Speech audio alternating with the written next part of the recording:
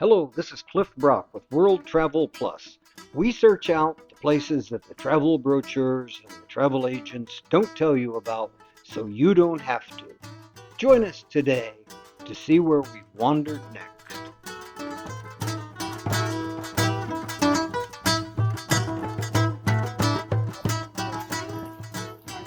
Turkey continues to delight as we wander through the castle here in Bodrum. This country is not only friendly, it's also very clean, very modern looking. This is a pleasant surprise. This is our second Turkish city in this project, and we continue to be delighted by what we're finding in Turkey. Turkey may well be a destination that we choose to return and visit again. We recommend it. Very important in Bodrum. There's more to the city than just the sun-dappled beaches. This is a community of bougainvillea-draped buildings and palm-fringed avenues, a castle-dominated skyline. It's got a beautiful marina and boardwalk. Bodrum is ideally situated, a very short ferry ride across from Greece, so sun lovers can easily jump on a ferry for a day trip, or more and more as the city's developed, it's having more tourist facilities that can accommodate longer stays. In any event, those who are looking for sunshine, beaches, and beautiful water can find it in this little corner of the Mediterranean. What a pleasant surprise this morning. As we walk along the waterfront, I started to see very, very, very small sailboats. Then more, then more, then more, until there were hundreds of sailboats on the bay. We watched in fascination as they all went out at the mouth of the bay and gathered. As I asked around town, I learned a very heartwarming fact. The Optimist Clubs, 5 of them in fact, provide these boats and teach hundreds of young kids to sail so that they have a good idea of the ocean, have a good time, and the optimists are really making a contribution to their community. Kudos to the optimists. This site sits on a peninsula that juts out into the Mediterranean, making it an ideal fortress spot to guard interest. It had been inhabited and used back to Doric times, 1100 BC. So the Crusaders were building on a long tradition. Bodrum Castle had really sort of fallen into disrepair after the knights were defeated by Ottoman forces in both 1453 and 1480. They finally surrendered the island when Rhodes was surrendered in 1522.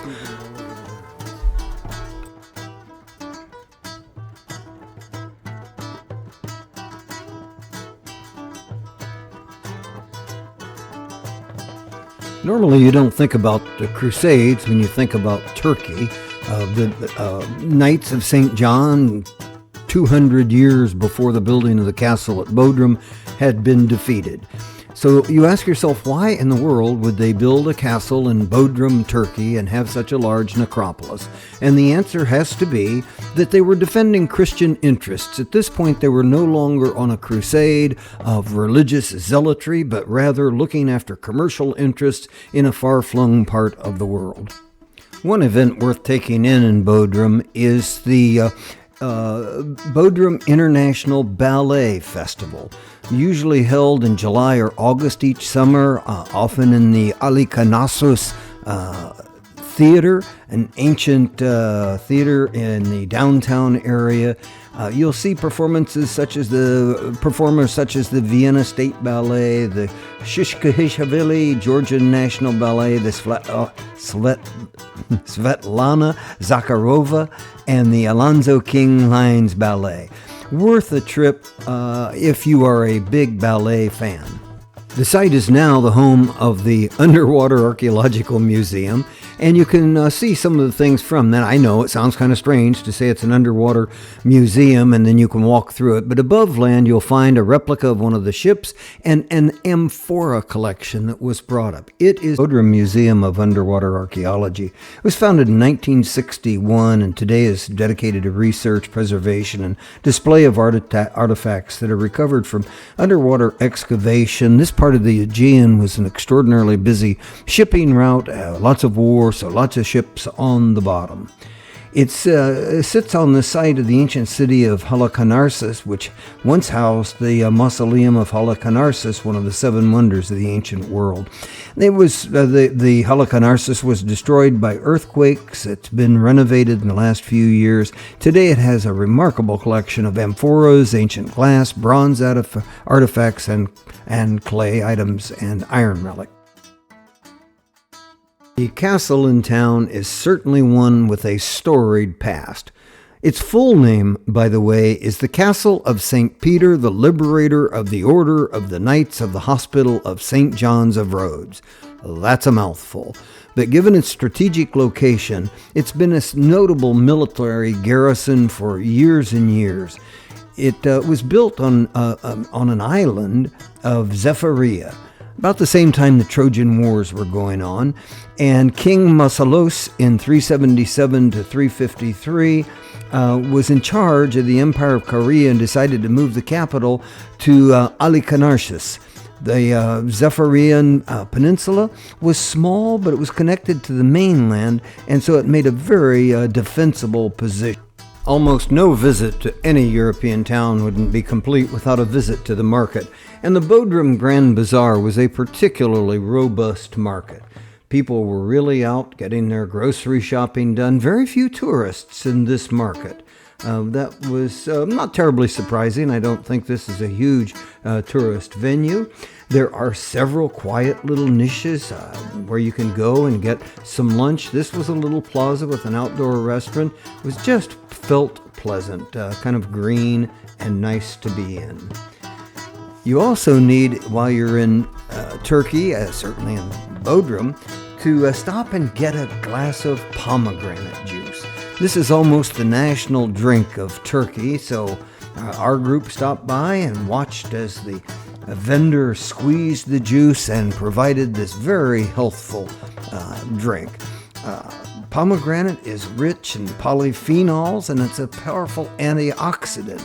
And they tell me that helps reduce levels of reactive oxygen species in the body. That ROS is produced during metabolism and exposure to toxins.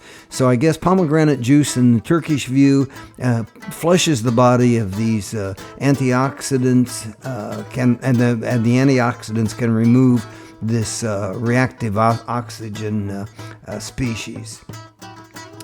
It's also a good source of vitamin E, magnesium. Magnesium helps with blood pressure and decreases glucose levels. They tell me that pomegranate's been linked to cancer prevention. It may inhibit the growth of cancer cells related to prostate cancer, and ingredients may also help prevent breast, lung, and skin cancer. Hard not to like a product that does that many good things. Some animal studies have suggested that pomegranate juice ingredients may help prevent the formation of the amyloid plaques that form the brain, and they're associated with Alzheimer's disease. And then lastly, because it has the polyphenol content, pomegranate juice may benefit people with inflammatory bowel disease and other bowel conditions by improving the markers for inflammation. We've had a delightful time today in Bodrum, Turkey. We've spent several hours going through the castle, and I'd highly recommend it. We hope you'll join us again at World Travel Plus as we wander the world.